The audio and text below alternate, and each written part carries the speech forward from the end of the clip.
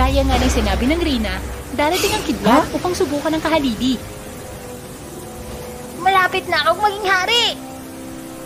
Malaking kidlat ang bumaba sa lupa para malaman kung sino ang kapalit. Hindi mo kaya ng Kanselor! Takbo! Sa paglipas ng mga taon, ang Kanselor ay naghahangad lang ng kapangyarihan nang hindi nagsasanay ng kanyang lakas. Kayong lahat, mag-ingat! Takbo! Mag-ingat ka! Naisip ni Doris ang Reyna na nagpalaki at nagturo sa kanya. Determinado siyang protektahan ang kahariang ito.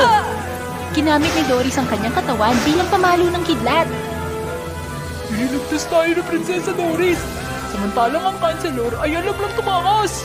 Nalampasan ng hamon at lahat ng hindi pagkakunawaan ay nalutas. Nalantad ang mga bagay na ginawa ng Kanselor dati. Ang tribong pilak ay nalinis ang kanilang pangalan.